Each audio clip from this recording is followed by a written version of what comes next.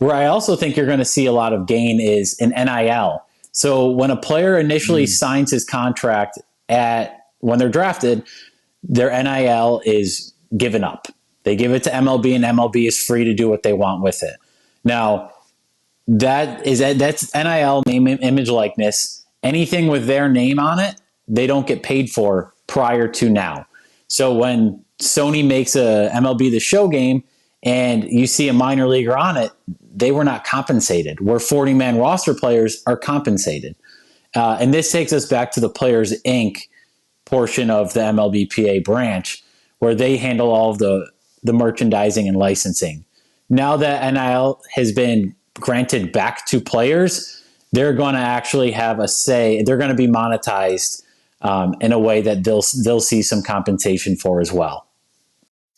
And that's different, obviously, because certain players before, you could still have sponsors and get endorsements. You know, people had deals for clothing apparel if it was Nike, Under Armour. But this case, it's because of things that you don't think about that players did not have a say in. I just wanted to clarify. So this is, and excuse me for not maybe vocalizing it properly. This is with group licensing.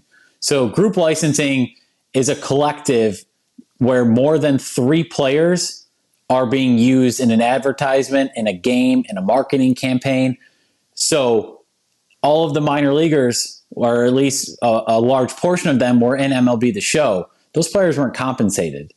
Now they will be compensated. And this doesn't mean that, minor league baseball can go sell, minor league baseball could, but the Players Association can't go sell ads on jerseys. That's up to MLB to do. But anything that involves their name, image, or likeness, players can now monetize in a group licensing setting and actually see money in their pockets. And that's great to hear. And again, this is why this is your perfect guy to have on, because some of this stuff's over my head. I mean, even trying to figure out the full salary that players are getting on a year-to-year basis. But this is big. But because of all the positives that we're hearing right now, there has to be a little bit of a backtrack here, right? Or an opposite. Can you talk about what that means now that there's more money going to players, what that landscape's going to look like for the minor league setup? Yeah, absolutely. And, with more money in players' pockets, and with a lot of what MLB began in 2020 during COVID, when they cut 40 minor league affiliates, they had a goal and a vision to continue to cut down on minor league affiliates, and then in turn players and jobs. So in 2020, when they had cut down 40 minor league affiliates, it's over 1,000 jobs that were lost. Now that MLBPA has unionized minor leaguers, they've actually put a halt to that. There will be no more minor league contractions for the remainder of this CBA, which lasts until 2027. At that point, things might change, but in turn, there will be 180 players per organization this year, and we'll only see that drop down to 165 by the end of this CBA.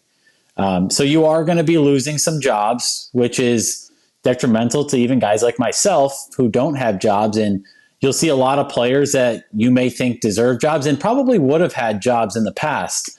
But in this day and age, they want to cut. And so that is, MLBPA did a great job by,